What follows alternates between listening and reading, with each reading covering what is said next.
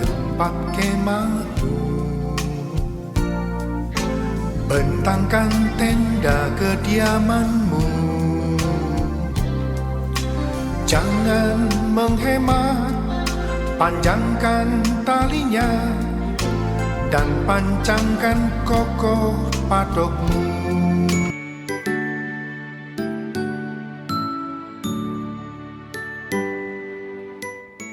Shalom saudara, saya yakin kita bersuka cita karena Natal. Perayaan Natal adalah sebuah tradisi yang telah dilakukan oleh gereja selama ribuan tahun. Dari permulaan abad ke-5 Masehi, umat Kristiani memperingati kelahiran Yesus Kristus, Tuhan dan Juru Selamat manusia yang datang dan lahir ke dalam dunia, yang pada umumnya dirayakan pada tanggal 25 Desember. Kata Natal berasal dari bahasa Latin natalis, yang artinya lahir atau kelahiran, yang menunjuk pada hari kelahiran Yesus. Sementara kata Christmas atau Natal dalam bahasa Inggris berasal dari bahasa Inggris kuno Christus Messe atau Christ's Mass yang artinya penderitaan Kristus. Ini adalah pandangan yang menjelaskan bahwa Kristus memulai penderitaannya saat dia datang dan lahir sebagai manusia. Semua karena begitu besar kasihnya bagi umat manusia sehingga dia meninggalkan segala kemuliaan yang dia miliki dan lahir di palungan yang hina. Semua karena kasihnya bagi kita. Natal adalah suatu masa di mana kita ingat lagi akan kasih Tuhan itu. Kasih yang secara luar biasa dipertunjukkan kepada seluruh umat manusia. Pada saat itu dikatakan sejumlah besar bala tentara sorga memuji-muji Allah dengan nyanyian kemuliaan bagi Allah di tempat yang maha tinggi dan damai sejahtera di bumi di antara manusia yang berkenan kepadanya. Sungguh, sebuah sambutan yang layak bagi raja di atas segala raja. Namun ternyata di samping sukacita dan damai sejahtera yang menyertai perayaan kelahiran Tuhan Yesus, ada juga kelompok tertentu yang dengan sinis mengatakan bahwa Natal itu adalah perayaan non-Kristen, yaitu festival Romawi yang bernama Natalis Solis Invicti, atau Hari Kelahiran Matahari yang tak terkalahkan. Ini acara yang diprakarsai oleh Kaisar Romawi yaitu Aurelius pada tahun 274 Masehi. Namun faktanya tidak demikian. Justru ditemukan banyak catatan bapak-bapak gereja tentang perayaan Natal sebelum lahirnya festival matahari. Maka bisa dikatakan bahwa perayaan Natal pada 25 Desember bukanlah upaya kristenisasi dari festival matahari, malah mungkin sebaliknya, bahwa festival matahari adalah upaya romanisasi hari Natal. Kemudian bagaimana dengan tanggal di mana kita harus merayakan Natal? Walaupun 25 Desember paling banyak digunakan oleh gereja-gereja untuk merayakan Natal, gereja-gereja timur seperti Ortodoks, Syria, dan Yunani menetapkan tanggal 6 Januari sebagai hari Natal. Sekalipun ada perbedaan, pada umumnya perayaan Natal dilakukan antara awal bulan Desember hingga Januari. Gereja kita mengambil posisi bahwa perayaan Natal secara esensial tidak keliru. Pandangan yang mengatakan bahwa perayaan Natal adalah hal yang tidak boleh dilakukan karena tidak ada perintah yang tertulis di dalam Alkitab adalah pendapat yang tidak tepat. Jangan sampai kita memaksakan penafsiran yang ayatiah atau literal sehingga apabila tidak ada ayat pendukungnya maka dianggap keliru dan tidak boleh dilakukan. Padahal secara esensial justru Alkitabiah. Merayakan, menceritakan, mengingat, dan mewartakan kehidupan Yesus dimulai dari kelahirannya hingga kenaikannya justru adalah hal yang harus dilakukan oleh gereja dalam memuridkan jemaat dan memberitakan Injil Kristus. Perayaan Natal oleh gereja justru selalu menjadi momen yang baik untuk menyegarkan jiwa dan iman umat Tuhan dan momen untuk menceritakan kasih Tuhan yang luar biasa kepada dunia bahwa Bapa mengutus anaknya Kristus Yesus datang ke dunia menjadi sama dengan manusia untuk menebus manusia dari dosa-dosa mereka. Perayaan Natal artinya memuliakan Allah, Gloria Dei, memberitakan firman Allah, Verbum Dei, dan melaksanakan misi Allah, Missio Dei. Demikian juga mengenai tanggal perayaan Natal, gereja kita tidak memandang perayaan Natal mutlak harus diadakan pada tanggal 25 Desember, selama esensi dari perayaan tersebut adalah untuk memperingati kelahiran dari Tuhan Yesus. Jadi, upaya-upaya untuk mendiskreditkan hari Natal justru adalah upaya-upaya untuk memecah belah umat Kristen dan untuk menghalangi pemberitaan tentang kedatangan Kristus yang pertama kali dan rencana karya keselamatannya. Natal sendiri sekarang sudah menjadi satu season yang dirayakan oleh banyak orang, baik orang percaya maupun tidak percaya. Jika orang percaya bersukacita karena perayaan kelahiran Sang Juru Selamat, Orang-orang yang tidak percaya, yang juga ingin mendapatkan kegembiraan yang sama dalam musim ini, tidak mau melibatkan Kristus di dalamnya. Salah satu contoh yang paling ikonik berhubungan dengan hal ini adalah sosok Santa Claus. Sosok ini dipakai oleh banyak orang yang ingin mendapatkan kegembiraan Natal tanpa melibatkan Kristus atau kisah mujizat kelahirannya. Dan meskipun tidak ada yang salah dengan membagikan hadiah pada saat Natal untuk orang-orang yang kita kasihi, meskipun tidak ada yang salah dengan menyalakan lilin untuk merayakan hari Natal, dan meskipun tidak ada yang salah dengan memasang pohon Natal sebagai dekorasi atau ornamen Natal, yang penting untuk dimengerti adalah bahwa tidak ada sosok, ornamen, atau tradisi yang boleh menggantikan arti dan tujuan sesungguhnya dari hari Natal, yaitu untuk memperingati hari kelahiran Tuhan dan Juru Selamat kita, Yesus Kristus, yang merupakan hadiah terbesar bagi kita semua. Dengan itu, biarlah dengan merayakan Natal, kita diingatkan bahwa terang Kristus itu tetap ada dalam hidup kita, dan bahwa kita tidak menjalani kehidupan ini sendirian, tetapi bersamanya. Dan di tengah kesulitan apapun yang mungkin ada di hadapan kita saat ini, kiranya hal ini tidak meredupkan semangat dan sukacita kita dalam merayakan Natal. Sesuai dengan tema Natal kita, Immanuel, Allah menyertai kita. Kiranya damai dan kasih Allah terus menyertai kita selama bulan yang spesial ini. Saudara, untuk penjelasan lebih lengkapnya dari tim teologi kami, silahkan buka link yang ada di atas atau scan QR Code yang tersedia. Tuhan Yesus memberkati kita semua berlimpah-limpah, dan selamat Natal.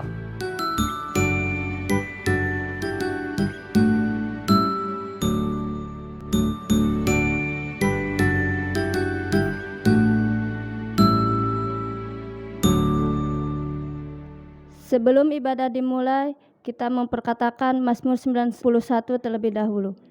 Dalam lindungan Allah, orang yang duduk dalam lindungan yang maha tinggi dan bermalam dalam naungan yang maha kuasa, akan berkata kepada Tuhan, tempat perlindunganku dan kubu pertahananku, Allahku yang kupercayai. Sungguh dialah yang akan melepaskan engkau dari jerat penangkap burung, dari penyakit sampar yang busuk. Dengan kepaknya ia akan melindungi engkau, di bawah sayapnya engkau akan berlindung. Kesetiaannya ialah perisai dan pagar tembok. Engkau tak usah takut terhadap kedahsyatan malam, terhadap panah yang terbang di waktu siang, terhadap penyakit sampar yang berjalan di dalam gelap, terhadap penyakit menular yang mengamuk di waktu petang. Walau 1.000 orang rebah di sisimu dan 10.000 di sebelah kananmu, tetapi itu tidak akan menimpamu. Engkau hanya menontonnya dengan matamu sendiri dan melihat pembalasan terhadap orang-orang fasik. Sebab Tuhan ialah tempat perlindunganmu, yang maha tinggi telah kau buat tempat perteduhanmu. Malapetaka tidak akan menimpa kamu, dan tulah tidak akan mendekat kepada kemahmu. Sebab malaikat-malaikatnya akan diperintahkannya kepadamu untuk menjaga engkau di segala jalanmu. Mereka akan menentang engkau di atas tangannya, supaya kakimu jangan terantuk kepada batu. Singa dan ular tedung akan kau langkahi. Engkau akan menginjak anak singa dan ular naga. Sungguh hatinya melekat kepadaku, maka aku akan meluputkannya. Aku akan membentenginya, sebab ia mengenal namaku. Bila ia berseru kepadaku, aku akan menjawab. Aku akan menyertai dia dalam kesesakan. Aku akan meluputkannya dan memuliakannya. Dengan panjang umur akan kukenyangkan dia, dan akan kuperlihatkan kepadanya keselamatan daripadaku. Amin. Apa yang dimaksud dengan Pentakosta ketiga? Pentakosta ketiga adalah pencurahan Roh Kudus yang dahsyat di zaman ini, melebihi yang terjadi di Azusa Street. Pentakosta ketiga akan mengakibatkan penuaian jiwa yang terbesar dan yang terakhir sebelum Tuhan Yesus datang kembali. Pentakosta ketiga akan membangkitkan generasi Yeremia, yaitu anak-anak muda yang dipenuhi Roh Kudus, cinta mati-matian kepada Tuhan Yesus, tidak kompromi terhadap dosa, dan akan bergerak untuk memenangkan jiwa. Pentakosta ketiga lahir di Indonesia yang bergerak ke bangsa-bangsa. Gerakan ini dari timur ke barat dan akan kembali ke Yerusalem. Pentakosta ketiga akan memberikan kuasa untuk menyelesaikan amanat agung, dan setelah itu Tuhan Yesus datang kembali. Amin. Tahun 2021 adalah tahun integritas. The Year of Integrity. Kami bersyukur ya Bapa. Bersyukur bagi Allah Immanuel. Engkau menyertai, juga memberkati kami. Engkau penyembuh kami.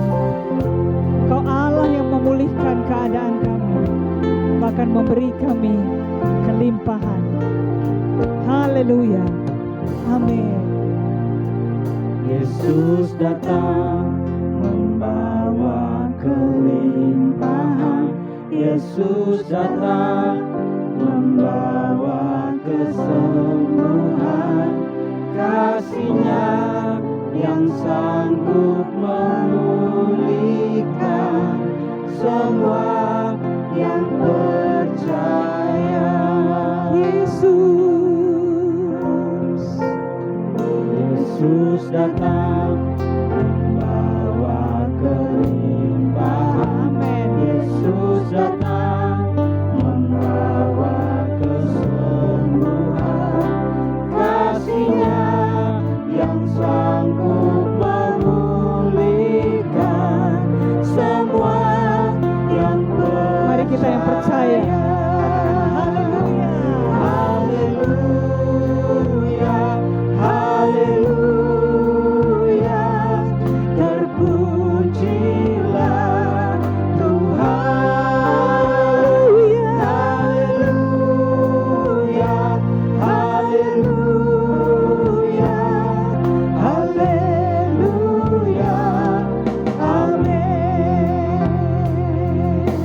Kita katakan Yesus datang. Yesus datang membawa kelimpahan.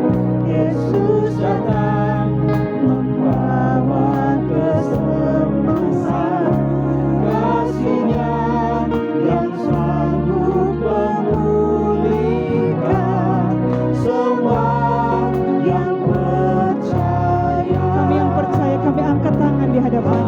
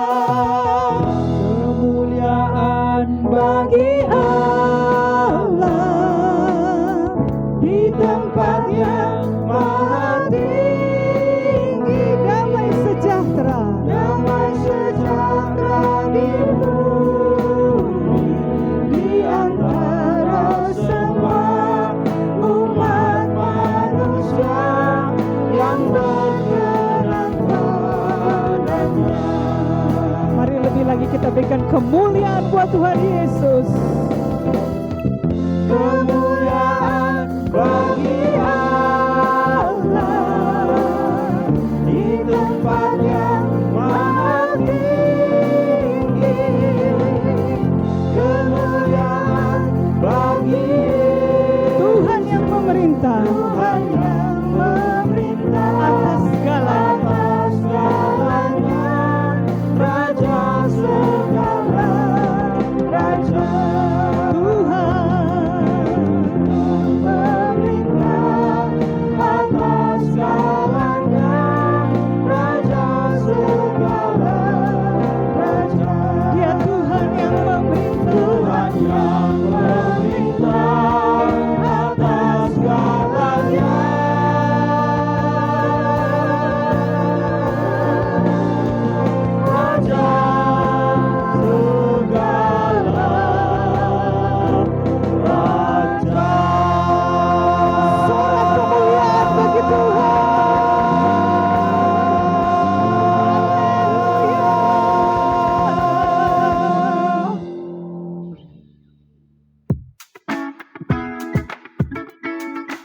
Immanuel, saudaraku. Mari bertepuk tangan bersama. Rayakan Dia, Allah yang besar, yang mulia, yang mau datang ke bumi untuk menyelamatkan kita semua.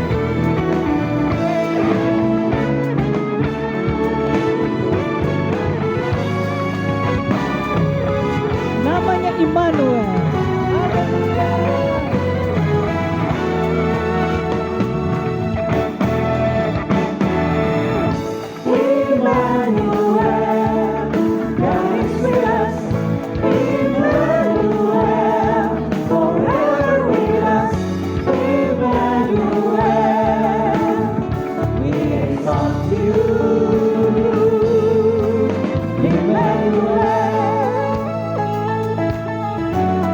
Katakan namanya, disebut Immanuel. Namanya disebut Immanuel, Tuhan beserta kita. Yesus datang, selamatkanku, berikanku hidup kekal. Begitu besar kasih Bapa, hidupku telah ditebusnya. Amin. Terima kasih Tuhan. Ku percaya, ku bersuka, Yesus juru selamatku. Immanuel, God is with us. Immanuel, forever with us. Immanuel, we exalt you. Immanuel. Bertepuk tangan bersama. Begitu besar kasih Bapa, hidupku telah ditebusnya. Ku percaya, ku bersuka, Yesus. Yesus juru selamatku. Immanuel, God is with us. Immanuel, forever with us. Immanuel, Exalt you, Lord. we exalt you. Immanuel, Immanuel, God is with us. Immanuel, forever with us. Immanuel, we exalt you. Immanuel.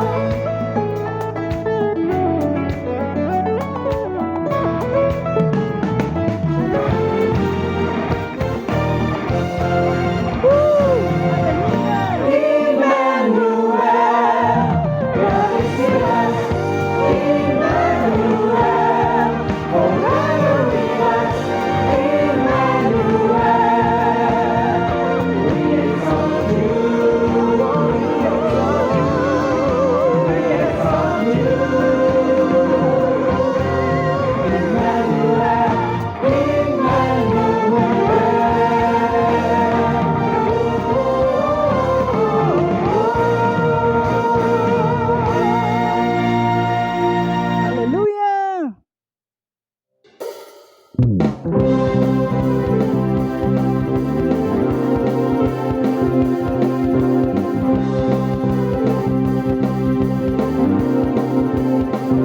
Mari bersuka.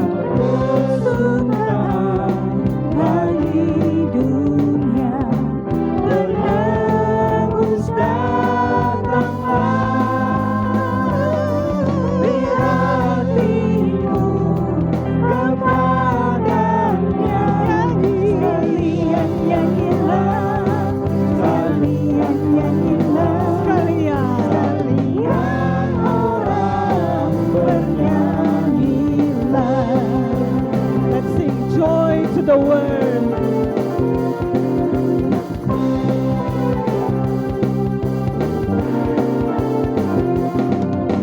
Joy to the world, the Lord is come. Let earth receive her King. Let every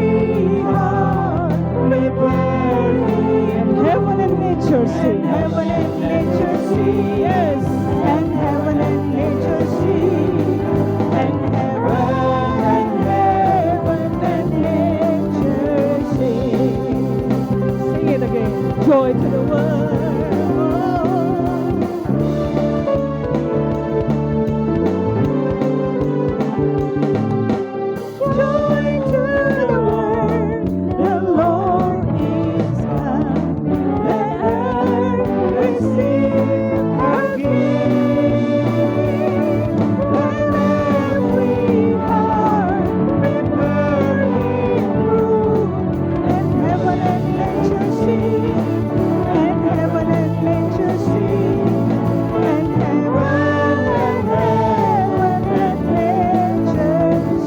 Heaven and nature,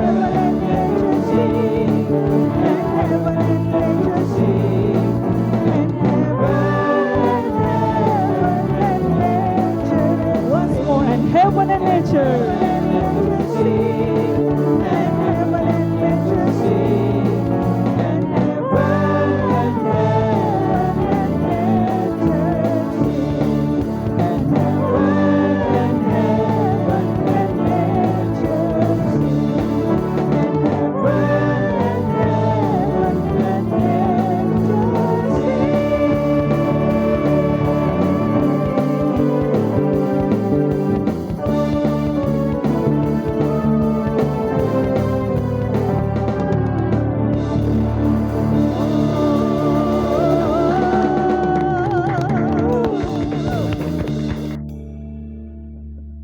Mari persiapkan hati untuk menerima firman Tuhan.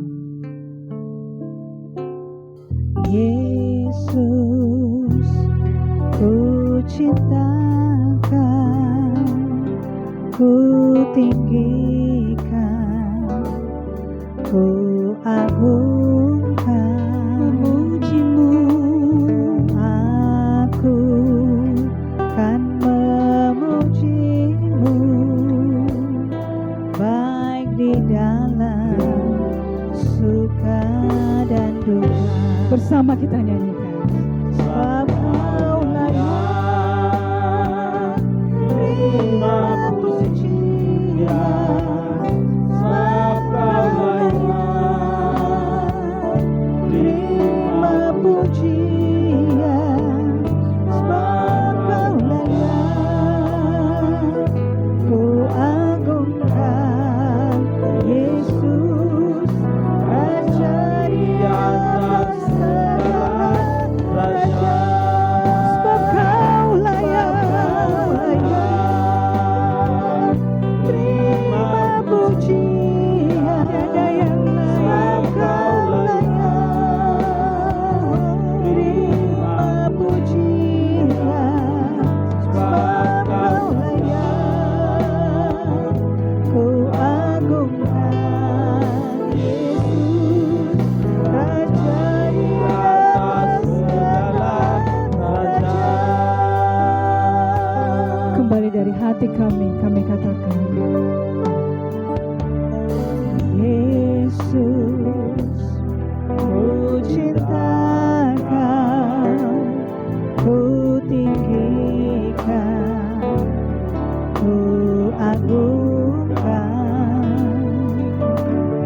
Aku kan memujimu, baik di dalam suka dan duka. Kau layak, sebab Kau layak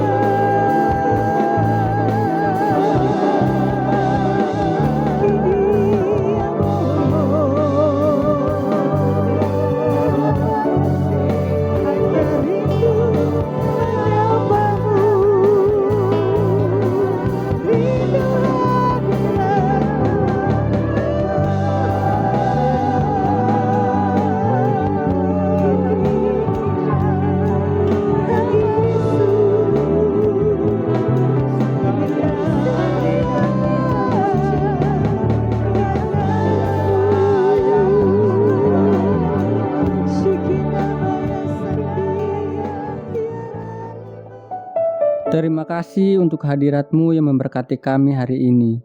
Mujizat dan kesembuhan terjadi dalam nama Yesus. Kami berdoa buat gembala pembina kami, Bapak Pendeta Dr. Insinyur Niko Jotore Harjo.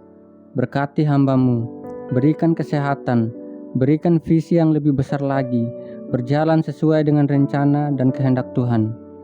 Berkati Bu Hermin, anak, mantu dan kedua cucunya.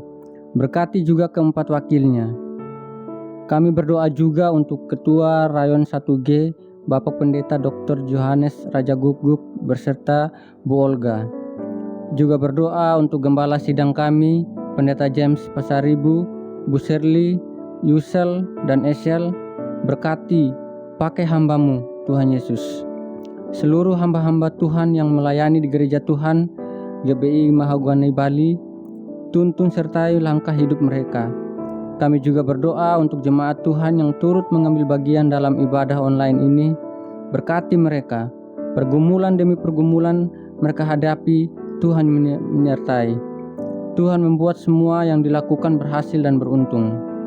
Kami berdoa COVID-19 dan resesi ekonomi dunia, diam, tenanglah. Berdoa untuk tenaga medis, dokter dan perawat, juga TNI Polri, biar lewat pelayanan mereka, penanganan COVID-19 segera teratasi. Berkati Indonesia, Sabang hingga Merauke, api Pentakosta ketiga menyala.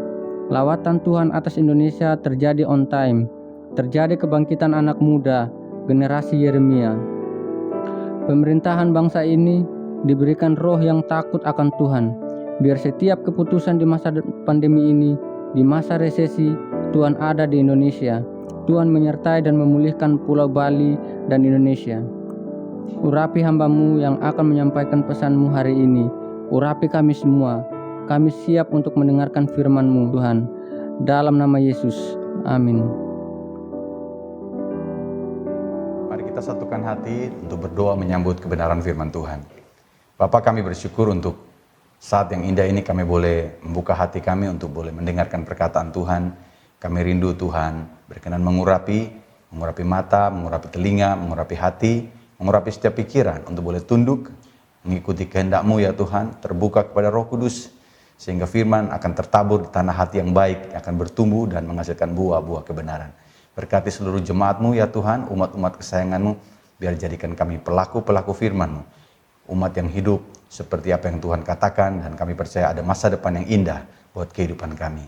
Kami sambut perkataan-perkataan Tuhan di dalam nama Tuhan Yesus. Kami bersyukur dan berdoa. Haleluya. Amin. Shalom bagi kita semua. Kita bersyukur bersama-sama boleh hadir beribadah bersama-sama di dalam persekutuan umat Tuhan Gereja Mahogany yang dikasih oleh Tuhan yang ada di Denpasar. Dan saya bersyukur untuk kesempatan yang Tuhan beri untuk boleh berbagi sesuatu di event mendekati perayaan-perayaan Natal kita. Sebelumnya saya ingin mengucapkan selamat menyambut perayaan Natal, baik itu dalam keluarga, baik itu di dalam persekutuan dalam bekerja maupun di dalam jemaat. Kekristenan berpusat kepada Kristus yang memperkenalkan dirinya sebagai kasih. Allah adalah kasih. Hidup kasih inilah yang Tuhan itu kemudian anugerahkan bagi kita sebagai umat-umatnya. Kehadiran Tuhan Yesus ke dalam dunia ini, Tuhan datang bukan untuk membangun kubu-kubu atau kelompok-kelompok yang baru, membangun tembok-tembok, tetapi justru Tuhan hadir untuk membangun jembatan. Alangkah indahnya kalau sebuah tempat memiliki jembatan seperti yang ada di Bali, yang ada di Batam, yang ada di Palembang. Beberapa bulan yang lalu saya pergi ke Papua, tanah kelahiran saya, dan di sana sudah ada jembatan merah putih yang didirikan baru 5 tahun terakhir ini, dan puji Tuhan sudah jadi untuk menghubungkan hal-hal yang tidak bisa terhubung sebelumnya. Dan itulah yang Kristus lakukan, datang ke dalam dunia, diutus oleh Bapa, berkata ya kepada kehendak Bapa untuk menjadi manusia, diam bersama-sama dengan manusia untuk boleh menghubungkan surga dengan bumi. Umat-umat yang terhilang dikembalikan ke dalam kasih daripada Bapa. Kitab Efesus pasal yang kedua ayat yang ke-13, di pendahuluan ini saya sampaikan, firman Tuhan berkata, tetapi sekarang di dalam Kristus Yesus, yang dahulu jauh sudah menjadi dekat oleh darah Kristus. Karena dialah damai sejahtera kita, yang telah mempersatukan kedua pihak, dan yang telah meruntuhkan tembok pemisah, yaitu perseteruan. Semua perseteruan itu dibangun, membangun tembok-tembok yang membuat mereka terpisah satu dengan yang lain. Tetapi Kristus datang, itulah sukacita Natal, di mana kita bersama-sama menyambut pemberian yang terbesar dari Allah Bapa, yaitu Putranya yang tunggal, yang datang untuk membuat yang jauh menjadi dekat, yang dekat semakin harmoni, dan boleh menikmati damai sejahtera, yang kemudian meruntuhkan setiap tembok-tembok pemisah, yaitu perseteruan demi perseteruan. Kehidupan manusia tidak luput dari konflik. Konflik demi konflik, baik konflik pribadi, konflik dalam keluarga, konflik dari suku, konflik bangsa dengan bangsa, kepentingan dengan kepentingan. Dan itu yang terjadi di dunia ini, dan karenanya Kristus datang ke dalam dunia. Hari ini saya menyampaikan tema, amalkan kasih persaudaraan. Karena di dalam seluruh perayaan-perayaan Natal di bulan Desember tahun 2021 ini, maka para pimpinan-pimpinan gereja, baik itu dari gereja Katolik maupun dari gereja Protestan, menyepakati sebuah tema yang diambil dari 1 Petrus pasal yang pertama ayat yang ke-22 yang berhubungan dengan kasih persaudaraan. Saya ajak kita membaca ayat ini supaya ini menjadi pondasi daripada renungan firman Tuhan hari ini. Karena kamu telah menyucikan dirimu oleh ketaatan kepada kebenaran, sehingga kamu dapat mengamalkan kasih persaudaraan yang tulus ikhlas. Hendaklah kamu bersungguh-sungguh saling mengasihi dengan segenap hatimu. Petrus adalah rasul daripada Tuhan Yesus yang bersama-sama dengan Tuhan Yesus selama 3,5 tahun pelayanan Tuhan Yesus. Melihat apa yang Tuhan Yesus lakukan, betapa Tuhan Yesus peduli kepada keperluan dan seruan daripada umat-umat manusia. Satu kali mereka sedang mendengarkan firman Tuhan dari pagi hingga siang, sudah menjelang sore. Karena Tuhan Yesus mengajari mereka tentang kerajaan Allah. Dan murid-murid berkata, guru ini sudah sore, suruh mereka pulang saja. Tapi Tuhan Yesus berkata, tidak.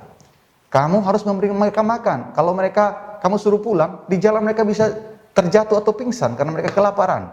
Kamu harus memberi mereka makan.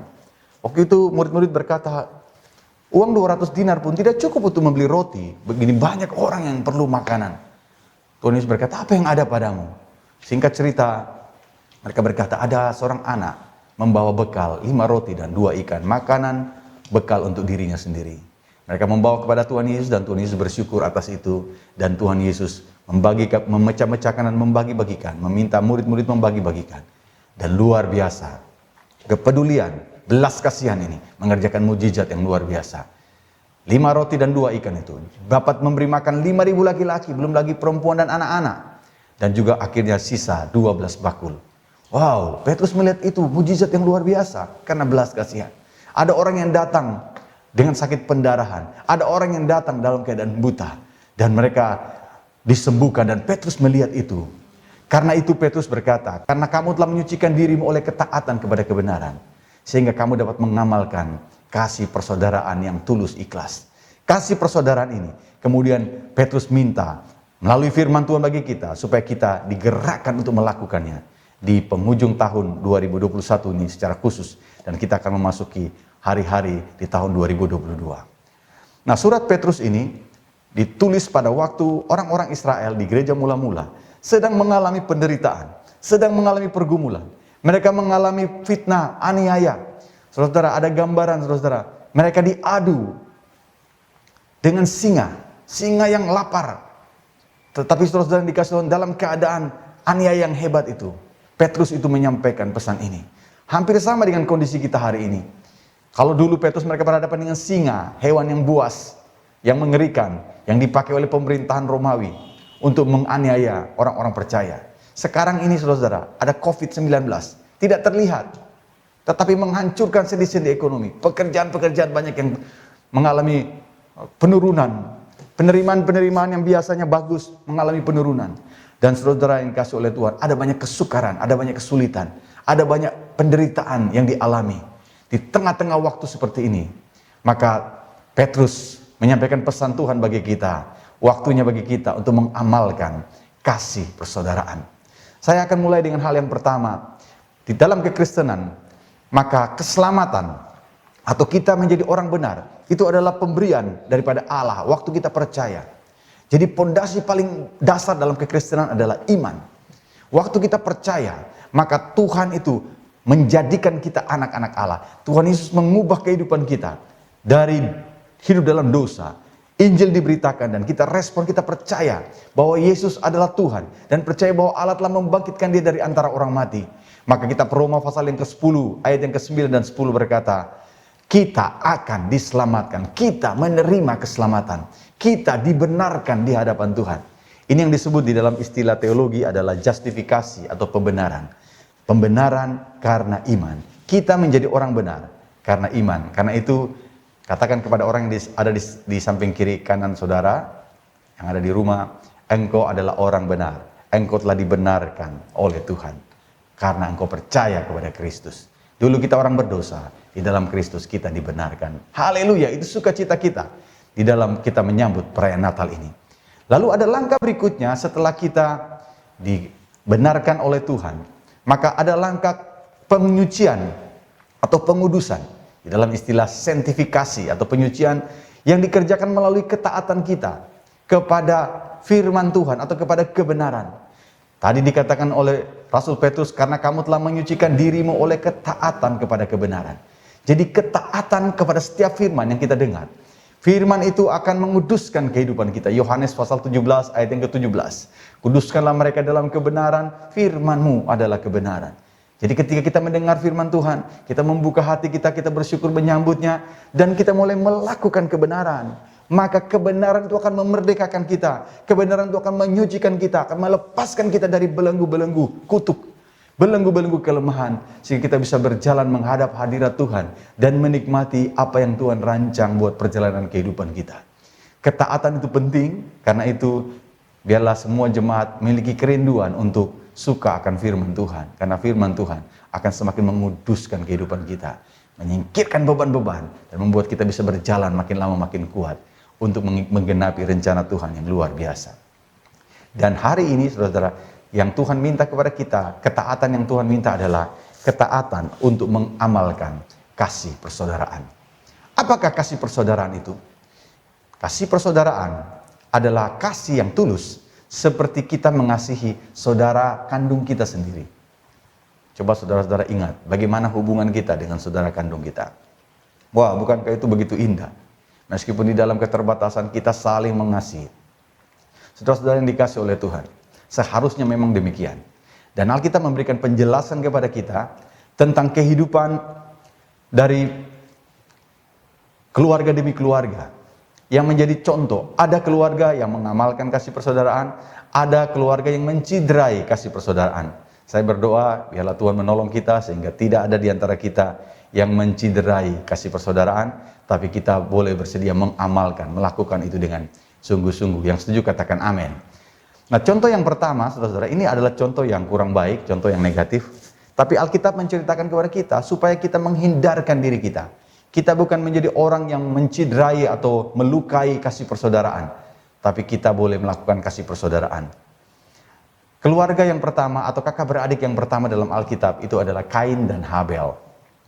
Di dalam cerita disebut bahwa Kain dan Habel mulai mempersembahkan korban kepada Tuhan.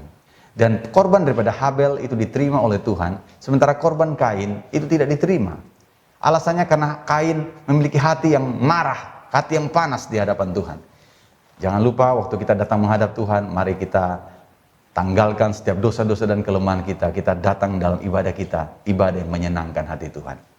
Nah saudara-saudara, waktu dia melihat adiknya, persembahannya diterima, maka dia mulai marah, lalu kemudian dia mulai membunuh saudaranya. Aneh saudara-saudara. padahal saudara. Lalu Tuhan bertanya dalam Kejadian pasal yang keempat ayat yang ke-9. Firman Tuhan kepada Kain, di mana Habel adikmu itu? Ini jawabannya. Jawabnya, aku tidak tahu. Apakah aku penjaga adikku? Saudara-saudara, ini pernyataan yang merupakan jawaban yang salah, yang Tuhan tidak mau. Karena dari pernyataan ini, sebenarnya seharusnya sebagai saudara bersaudara, maka Kain harus tahu atau harus peduli dengan keberadaan daripada adiknya. Itulah kasih persaudaraan. Kita harus peduli kepada saudara kita. Yang kedua, kita harus menjaga. Kita harus menghindarkan saudara kita atau keluarga kita dari hal-hal yang buruk. Kita mengupayakan untuk kebaikan bagi saudara-saudara kita. Itulah kasih persaudaraan, tetapi kasih persaudaraan ini dicederai oleh Kain. Apa yang terjadi dalam kehidupan Kain selanjutnya? Kain menjadi seorang yang penyendiri, dia terbuang dari komunitas. Dan sampai akhir hidupnya, Kain tidak memiliki hubungan yang baik dengan sesama. Saya percaya tidak ada di antara kita yang mau mengalami contoh yang negatif ini dalam hidup ini. Tapi kita rindu dalam hidup kita memiliki keharmonisan. Sebagai makhluk sosial, kita bisa saling mengasihi, saling membantu, saling menolong, dan melihat mujizat, kemurahan, dan berkat-berkat Tuhan. Tuhan tambahkan terus di dalam perjalanan kehidupan kita. Ada contoh yang positif, contoh yang dapat kita ikuti, kita teladani, yaitu kisah daripada Yusuf. Yusuf hidup di dalam sebuah keluarga yang sangat kompleks. Kenapa saya katakan demikian? Karena Yusuf memiliki seorang ayah, tetapi ayahnya memiliki 4 orang istri. 4 orang istri ini memberikan anak-anak. Jadi anak-anak dalam kelompok-kelompok yang berbeda. Sebenarnya Yakub tidak ingin 4 istri, dia hanya mau 1 istri, tetapi dalam keadaannya terpaksa dia harus menerima adat atau kebiasaan yang ada pada waktu itu di dalam lingkungan tempat di mana Yakub melarikan diri sebagai seorang pengembara. Yakub tidak punya hubungan yang baik dengan Esau, karena itu dia lari ke daerah yang lain, keluar dari tanah perjanjian, dan dia tinggal bersama-sama dengan mertuanya. Dan mertuanya tidak memberikan wanita yang dia cintai, memberikan kakaknya justru. Dan dia berkata, kau harus bekerja lagi 7 tahun untuk bisa dapat wanita idaman kamu. Dan Yakub bekerja 7 tahun lagi. Bayangkan, Alkitab berkata, karena Yakub mencintai Rahel, dia merasa itu hanya seperti beberapa hari. Dan akhirnya Yakub memiliki 2 istri. Dari 2 istri ini kemudian ditambah lagi, para istri itu memberikan masing-masing pelayan mereka untuk menjadi istri daripada Yakub, untuk membawa keturunan bagi Yakub. Sehingga Yusuf lahir dalam keluarga yang berbeda ibu. Dan karena Yusuf lahir dari istri yang sangat dicintai oleh Yakub, maka Yusuf menjadi anak kesayangan bagi Yakub. Saudara-saudaranya cemburu kepada dia. Yusuf diperlakukan istimewa, memiliki jubah yang indah. Sementara saudara-saudaranya harus bekerja di luar, Yusuf boleh tinggal di rumah. Satu kali Yusuf bermimpi, dia ceritakan mimpinya. Dia berkata, saya melihat waktu kita mengumpulkan berkas-berkas, maka 11 berkas itu sujud menyembah kepada berkasku. Saudara-saudaranya marah. Loh, kamu mau jadi raja bagi kami? Kamu kan paling kecil, mana bisa jadi raja atas kami? Saudara, beberapa waktu kemudian dia bermimpi sekali lagi. Dan dia ceritakan kepada orang tuanya, aku melihat ada matahari, bulan, dan 11 bintang sujud menyembah kepadaku. Saudara-saudara yang dikasih oleh orang tuanya berkata, mimpi apa ini? Dan saudara-saudara, itulah kepolosan daripada Yusuf. Dalam suatu kisah, ketika saudara-saudaranya sedang mengembalakan kawanan kambing domba ayah mereka di padang, maka ayah mereka yaitu Yakub berkata kepada Yusuf, Yusuf, kamu tolong pergi, bawa bekal ini kepada saudara-saudaramu dan beritakan kepada ayah bagaimana keadaan mereka. Wah, dia semangat, dia pergi, saudara. Dia tanya kepada orang-orang di jalan, apakah kamu melihat ada 10 orang yang mengembalakan kawanan? Mereka berkata, mungkin di sebelah sana. Dan akhirnya Yusuf pergi dan sampai di tempat di mana saudara-saudaranya menggembalakan. Mereka berkata, wah, ini kesempatan. Kita tangkap dia, kita bunuh dia. Saudara ini dikasih oleh Tuhan. Ini persaudaraan yang buruk. Tapi ada satu saudara daripada Yusuf. Saudara yang paling tua, namanya Ruben. Dia berkata, jangan kita bunuh dia. Karena itu Ruben berkata, jangan tumpahkan darah dari saudara kita. Lemparkan saja dia ke dalam sumur. Pada waktu itu Ruben berpikir, nanti kalau saudara-saudara sudah tidak ada, dia akan bawa adiknya ini kembali kepada ayahnya. Rupanya tidak terjadi seperti yang dia pikirkan. Saudara, pada waktu dia tidak ada di dekat mereka, mungkin dia pergi ke tempat yang lain, karena itu daerah yang luas. Waktu dia balik lagi, dia melihat, mana adik kita? Rupanya adik mereka telah mereka jual. Jadi 9 saudara yang lain itu sepakat menjual adik mereka kepada saudagar Ismail, yang kemudian membawa Yusuf ke Mesir.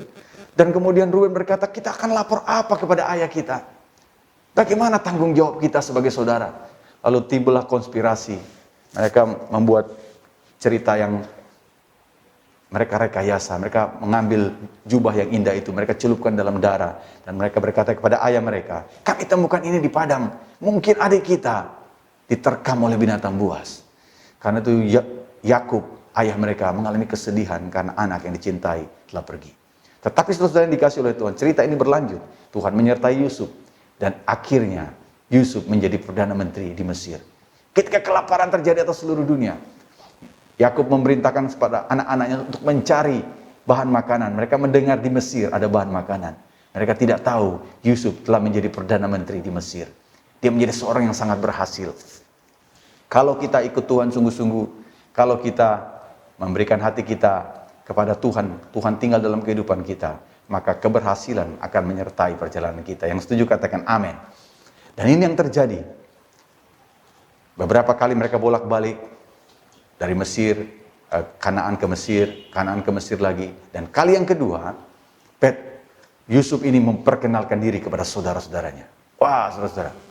Ketika saudara-saudaranya sudah lengkap, 11 orang datang, Yusuf berkata, dia menjamu mereka, saudara-saudara. Ini Kejadian 43 ayat yang ke-34. Yusuf tidak benci kepada mereka, tapi Yusuf melayani mereka. Lalu disajikan kepada mereka hidangan dari meja Yusuf. Tetapi yang diterima Benyamin adalah 5 kali lebih banyak daripada setiap orang yang lain. Lalu minumlah mereka dan bersukaria bersama-sama dengan dia. Yusuf tidak menghukum mereka, tapi Yusuf menyediakan makanan. Dan waktu itu dia menyuruh pelayan-pelayannya keluar. Dan dia memperkenalkan dirinya. Dia berkata, aku ini Yusuf yang kamu jual. Wah, saudara-saudara. Coba Bapak Ibu bayangkan. Saudara-saudara yang 10 itu ketakutan luar biasa. Sementara saudaranya yang satu yaitu Benyamin, saudara kandung daripada Yusuf, begitu bersuka cita. Karena dia bisa berjumpa lagi dengan abangnya yang dia tidak pernah lihat sebelumnya. Saudara-saudara yang dikasih oleh Tuhan. Pertanyaannya, bagaimana caranya kita bisa memiliki kasih persaudaraan seperti yang Yusuf miliki? Saya percaya biasanya orang yang disakiti akan menyakiti balik. Itu kebiasaan. Tapi saudara yang dikasih oleh Tuhan, di dalam Tuhan Yesus. Surat Roma pasal yang kelima, ayat yang kelima. Cara untuk membangun kasih persaudaraan. Kita baca ayat ini sama-sama. Dan pengharapan tidak mengecewakan. Karena kasih Allah telah dicurahkan dalam hati kita oleh Roh Kudus yang telah dikaruniakan kepada kita. Cara yang paling efektif agar kasih itu dapat melimpah dalam hidup kita adalah mari kita membuka hati kita kepada Roh Kudus. Roh Kudus adalah sang penolong. Roh Kudus mencurahkan kasih di dalam kehidupan kita. Di dalam ayat yang lain, 2 Timotius 1 ayat yang ke-7 berkata, sebab Allah memberikan kepada kita bukan roh ketakutan, melainkan roh yang membangkitkan kekuatan, kasih, dan ketertiban. Kasih adalah salah satu yang akan dibangkitkan oleh Roh Kudus. Dibangkitkan oleh Allah dalam hati kita. Sehingga kita bisa mengasihi bukan dengan kekuatan daging kita. Sebab kekuatan kasih manusia terbatas. Tetapi kekuatan kasih Allah tidak ada batasnya. Saudara-saudara, waktu ayah daripada Yusuf dan saudara-saudaranya meninggal, yaitu Yakub. Wah, saudara-saudaranya ketakutan. Mereka berpikir, pasti Yusuf, saudara kita ini akan membalas kepada kita. Mungkin selama ini dia tidak melakukannya karena dia segan kepada ayah. Lalu mereka datang kepada Yusuf. Mereka berkata, Tuanku, kami ingin menyampaikan pesan daripada orang tua kita waktu dia masih hidup. Beliau minta supaya engkau mengampuni kami. Saudara-saudara, kalau saudara baca dalam Alkitab, tidak ada cerita seperti ini.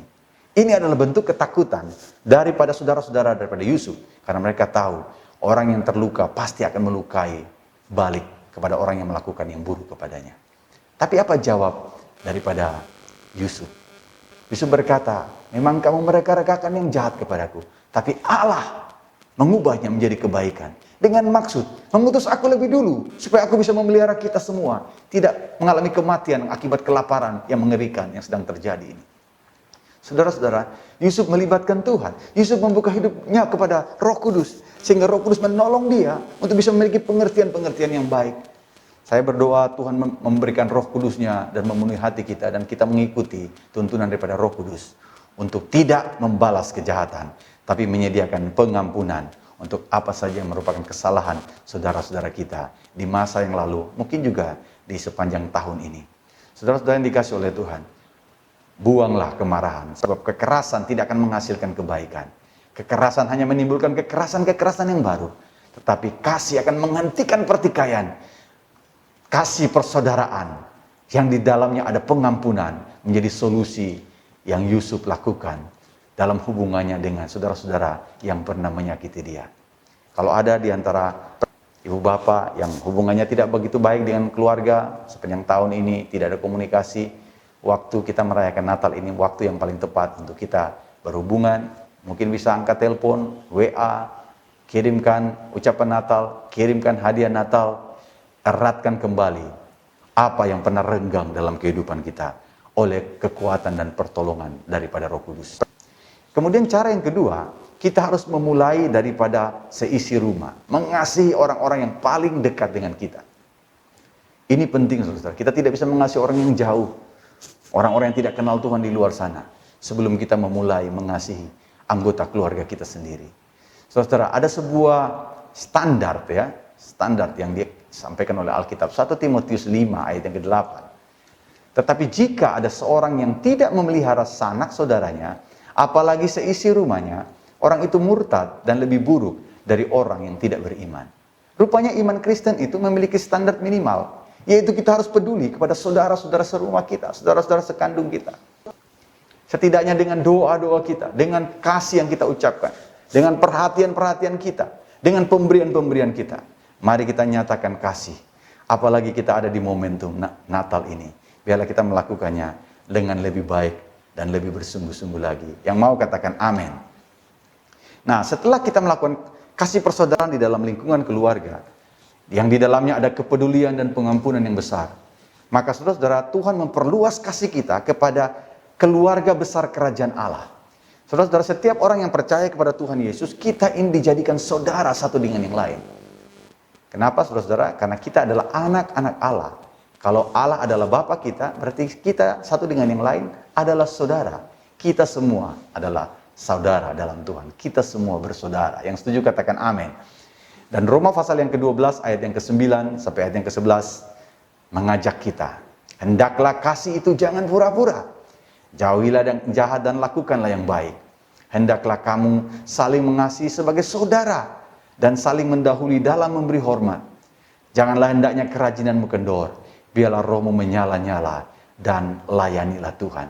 Di dalam keluarga kerajaan Allah, Tuhan minta, ayo kita tingkatkan kasih yang sudah kita miliki dengan saudara-saudara kita. Kita perluas lagi kepada keluarga kerajaan Allah. Supaya di dalam pelayanan kita tidak menjadi kendor, tapi kita akan semakin bersemangat. Dan kita akan memiliki pelayanan-pelayanan yang menyenangkan hati Tuhan.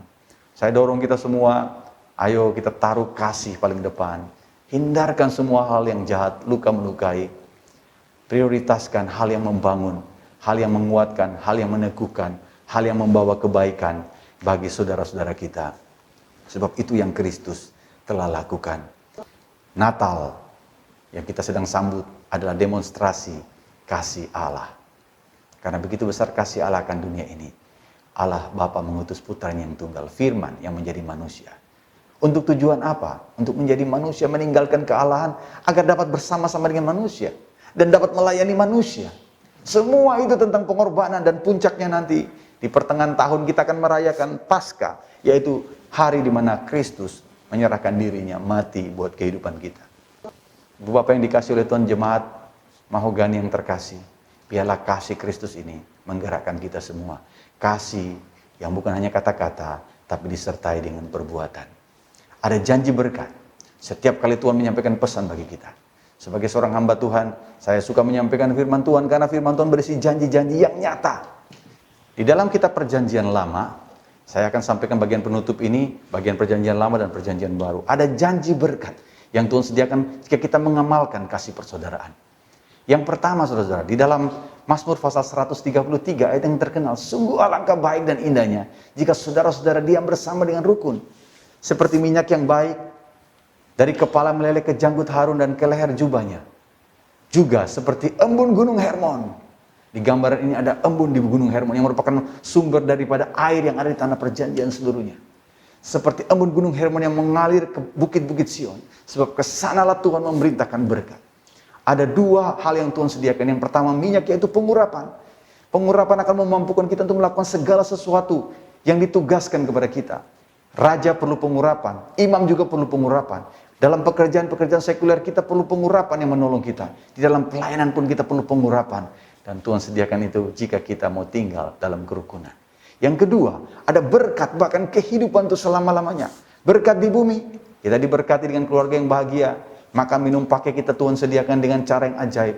Tuhan menyediakan sebagai Bapa, tapi ada berkat dalam kekekalan juga yang Tuhan sediakan bagi kehidupan kita. Saya berdoa jemaat Mahogany boleh menikmati pengurapan dan berkat berlimpah-limpah. Yang setuju katakan amin. Tepuk tangan bagi Tuhan kita. Haleluya. Kemudian yang terakhir saudara-saudara, contoh di dalam perjanjian baru. Di dalam kitab Wahyu, maka ada 7 gereja yang diceritakan. Mulai dari gereja Efesus, gereja Smyrna, Pergamos, gereja Tiatira, gereja Sardis, dan gereja Philadelphia juga, gereja Laodikia. Dari 7 gereja ini, maka ada pesan-pesan yang Tuhan sampaikan kepada setiap jemaat. Ada teguran-teguran, hampir semua jemaat, kecuali jemaat Philadelphia. Jemaat Philadelphia ini, saudara, tidak ada teguran. Kenapa, saudara? Karena mereka hidup dalam kasih persaudaraan. Kata Philadelphia itu artinya kasih persaudaraan. Jemaat ini tidak memiliki kekuatan, tetapi Tuhan memberikan janji. Janji yang pertama, saudara, Tuhan berkata dalam Wahyu 3 ayat yang ke-8, aku tahu segala pekerjaanmu, lihatlah, aku telah membuka pintu bagimu, yang tidak dapat ditutup oleh seorang pun. Aku tahu bahwa kekuatanmu tidak seberapa, namun engkau menuruti firmanku, dan engkau tidak menyangkal namaku. Yang pertama, saudara, bagi jemaat yang kekuatannya tidak seberapa ini, Tuhan akan membuka pintu. Pintu selalu bicara tentang kesempatan, opportunity. Pintu juga selalu berbicara tentang hal-hal yang baru yang Tuhan bukakan dalam kehidupan kita. Saya berdoa, saudara, waktu kita tinggal dalam kasih persaudaraan, sungguh kita akan melihat, ya, Tuhan akan buka pintu yang baru, pintu tuaian jiwa-jiwa, pintu pekerjaan, pintu peluang-peluang yang baru. Dan kita akan lihat hal-hal yang indah, hal-hal yang baru Tuhan itu berikan di dalam kehidupan kita. Kalau ada yang rindu pekerjaan yang baru atau tambahan pekerjaan, Tuhan memberikan. Karena kita tinggal dalam kasih persaudaraan. Kemudian hal yang kedua, Tuhan juga menyediakan perlindungan di dalam Wahyu 3 ayat yang ke-10 kepada jemaat yang tinggal dalam kasih persaudaraan ini, yaitu jemaat di Philadelphia. Karena engkau menuruti firman-Ku untuk tekun menantikan aku, maka aku pun akan melindungi engkau dari hari pencobaan yang akan datang atas seluruh bumi untuk mencobai mereka yang diam di bumi. Saudara-saudara, kita semua tahu dunia ini mengalami cobaan. Setelah COVID menghantam 2019, 2020, 2021, puji Tuhan mulai menurun. Sekarang ini katanya ada lagi varian yang baru, yaitu Omicron. Saudara, yang menakutkan seluruh dunia. Saudara, ada saja pencobaan dari setiap waktu dan musim. Tapi Tuhan berjanji, kalau kita tinggal dalam kasih persaudaraan, kita ikuti firman Tuhan, terus tekun menantikan Tuhan bersama-sama, maka Tuhan akan melindungi kita dari hari pencobaan. Saudara-saudara, saya tutup dengan bagian ini. Hari ini, saudara-saudara, di kota Philadelphia. Kota Philadelphia ini sekarang ada di Turki. Turki telah dikuasai oleh kerajaan Islam. Abad ke-15, seorang raja atau jenderal yang bernama Ottoman menghancurkan Romawi Timur dan Bizantium pada waktu itu, dan mengubah menjadi seluruh kerajaan itu menjadi Islam. Saudara-saudara, orang-orang Kristen lari ke Yunani. Semua lari. Yang ada di 7 gereja itu lari semua, saudara-saudara. Kecuali yang ada di Philadelphia. Sampai hari ini, saya beberapa waktu yang lalu pernah pergi ke sana berdoa untuk persiapan pembukaan sekolah di Medan, saudara-saudara. Saya mendengar, saudara, di sana masih ada gereja yang jumlah jemaatnya itu 1000 orang. Bayangkan di tempat di mana, saudara-saudara, tidak ada kekristenan, tetapi masih ada 1000 jemaat yang tekun beribadah kepada Tuhan di kota Philadelphia. Kota Philadelphia ini sekarang namanya Alaşehir yang ada di negara Turki.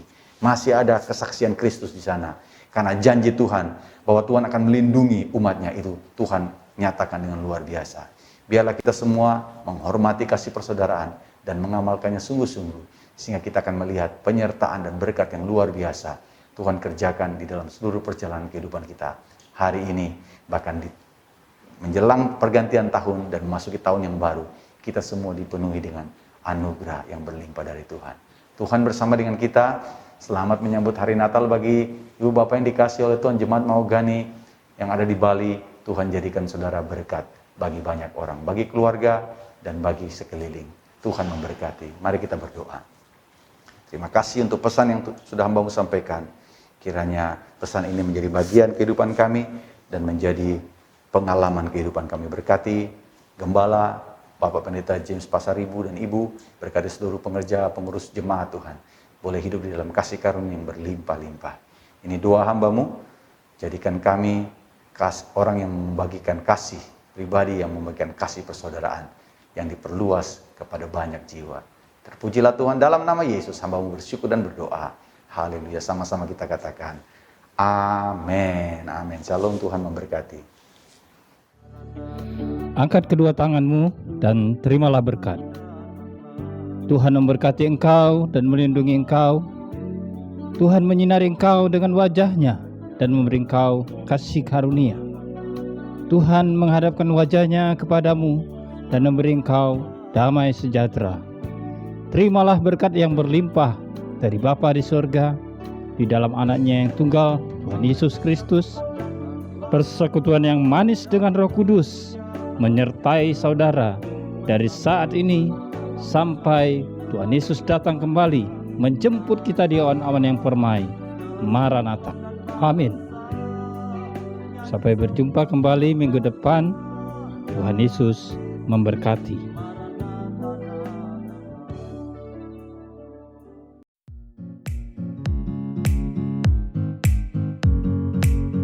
Bagi jemaat yang ingin memberikan persembahan, persepuluhan, dan lain-lain dapat dilakukan melalui transfer ke Bank BCA dengan nomor rekening 28713899928 atas nama Shirley Risa.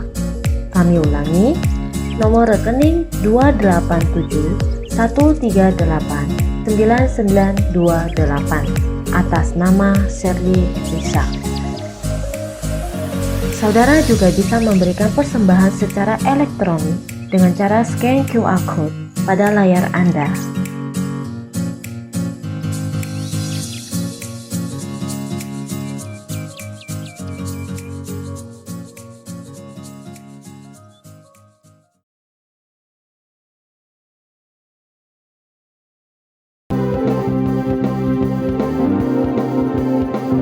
Mari bersuka.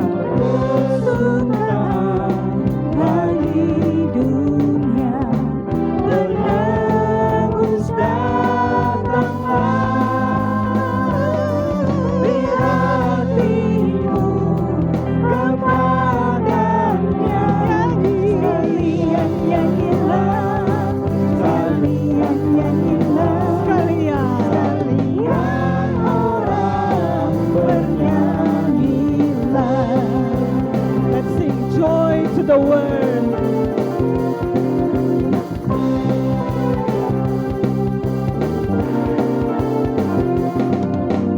Joy to the world, the Lord is come. Let earth receive her King. Let every heart prepare Him. Heaven and nature sing. Heaven and nature sing. Yes, and heaven and nature sing, and heaven and nature sing. Sing it again. Joy to the world.